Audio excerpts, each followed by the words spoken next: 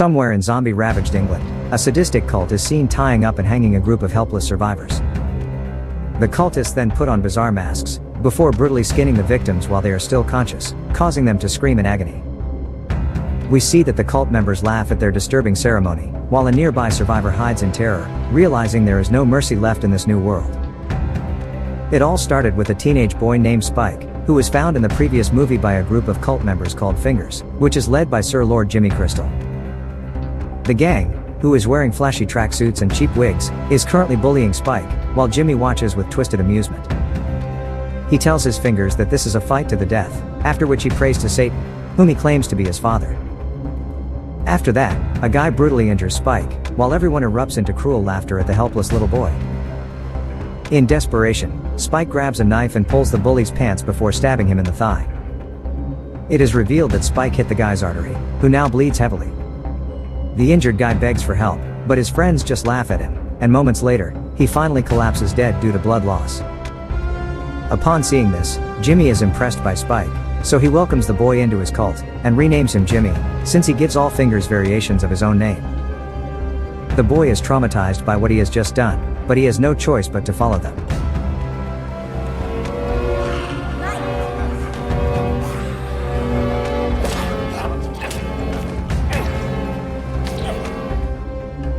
Elsewhere, in the woods, a man is walking cautiously, but he is suddenly hunted down by a pack of infected zombies who burst from the trees. And then, as he falls, their largest and most dominant leader, the Alpha, separates his head from his body with monstrous strength. In another scene, we meet a man named Dr. Ian Kelson, who finds the dead body of a woman, and begins dragging it away. He soon comes across the Alpha zombie in the distance, who charges at him, but Kelson uses a dart to tranquilize him, and the zombie becomes calm and subdued. Kelson then takes out the dart from his body, and informs the Alpha zombie that he has named him Samson, based on his immense size and strength. It seems like the Alpha zombie doesn't understand a single word. Later, we see how Dr. Kelson burns the dead body he found earlier, and adds the skull to his collection in his bone temple. He then goes to his shelter, where he listens to music, and reminisces about the good days while looking at old pictures. The next day, Kelson once again comes across Samson. It seems like the zombie is deliberately pursuing the old man to get medicated. After Kelson tranquilizes him, the two sit down together, during which the doctor keeps talking to Samson, in the desperate hope of getting a reply. Next, Kelson takes a risk, and dozes off next to Samson. And then, when he wakes up a while later, the Alpha zombie is gone. Kelson is relieved that the zombie didn't hurt him, so in the following days, he continues working on the medication with renewed determination. Samson also continues to visit him every day, and they develop such a strong and unusual friendship that the doctor even begins dancing with the Alpha zombie. We then see that Jimmy and his cult members are sitting at a dining table inside and eating food as if they own the world. Jimmy even asks one of his Fingers, Jemima, to do the dance and entertain everyone, to which she agrees. When Kathy asks what they are doing here, Jimmy says they are a group of wanderers who are hungry and tired, so they came here to nourish themselves.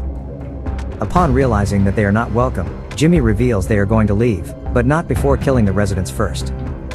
Hearing this, one of the residents throws a pan of hot water at them, and Tom shouts at Kathy to run, which she does. However, the cult captures the rest of the residents, and Jimmy asks one of his Fingers, Jimmy Inc., to find their next spot for tomorrow. She is annoyed that she has to miss their ritual called charity, but obeys the orders, and walks off alone.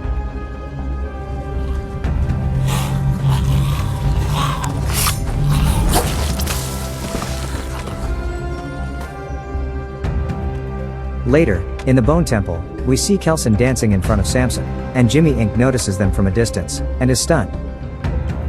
Back in the farmhouse, the cult has tied up the four residents in a barn, while Jimmy tells the story of the old man Nick, aka Satan. It turns out the cult members often travel around, and find people to sacrifice to old Nick, and they call this ritual charity. Next, Jimmy asks his Fingers to prepare for the ritual, after which they all put on their masks. Kathy is seen creeping nearby, and she watches with horror as the sadistic group skins her people's torsos while they are still alive. This sight disturbs Spike so much that he runs outside while vomiting. He is found by Jimmy Inc., who has just returned. Spike says he can't do this, so Jimmy Inc., who seems unexpectedly empathetic, proceeds to comfort the boy. The scene cuts to evening, where we see Kelson hanging out with Samson, and tells him that the medicine he has been giving him is mixed with various things, but the main component is morphine. At Samson's rate of consumption, he only has enough morphine to last for the next 2 weeks. He claims that over the last 28 years, he has emptied every medicine cabinet within a 70-mile radius, which means they won't find any more morphine. Therefore, Kelson decides to euthanize the alpha zombie, so he can have lasting peace.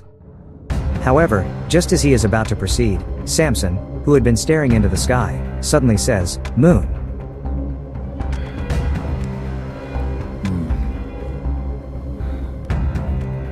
Upon hearing this, the doctor is stunned, and realizes that Samson is somehow regaining his human self, so he stops the procedure.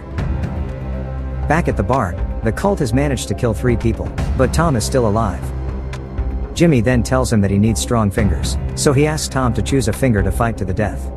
If he wins, he will be welcomed into the cult, but if he loses, or even refuses, he will be skinned alive just like his friends. With no other choice, Tom reluctantly agrees, and chooses to fight Jemima, since she appears to be the weakest.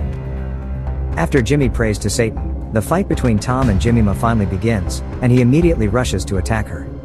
But Jemima turns out to be very skilled, so she easily overpowers him and manages to hurt him badly, while Kathy watches from a distance in horror. Soon, Jemima pins Tom to the ground, and sits on him, before preparing to skin him alive. But all of a sudden, she is brutally hit on the back of the head by someone. It turns out to be Kathy, who attacked Jemima by swinging a meat hook, and she soon runs away as she is discovered by the cult. Furious, Jimmy orders his people to go after her, while Tom manages to grab a gas canister which he uses to set one of Jimmy's men on fire. Jimmy thus heads alone to the Bone Temple, where he approaches the doctor, and asks if he is Old Nick, but Kelson responds that he is just a doctor. He explains this place is a memorial to honor the dead, and his skin is red because he covers himself with iodine, which kills the virus that causes infection. Upon hearing this, Jimmy is relieved, and says he was worried thinking he was about to meet his dad. He then opens up, and reveals how he is the son of Satan, who regularly speaks to him in his head. Meanwhile, we see Jimmy Inc. and Spike in the distance, and he says that man is probably not Old Nick, and they should leave him alone. But Jimmy Inc. believes he is indeed Old Nick, but she doubts whether Jimmy is his son, because he didn't know about this location, and also hesitated when answering if the old man was really his father. Elsewhere, Kelson and Jimmy are seen talking about what they remember from the past before the zombie virus started. And then, Jimmy shockingly asks him to pretend to be Satan in front of his people, or else he threatens to feed the doctor his own intestines. That night, Jimmy tells his fingers that tomorrow night they will be able to meet Old Nick, but there are certain rules they must follow.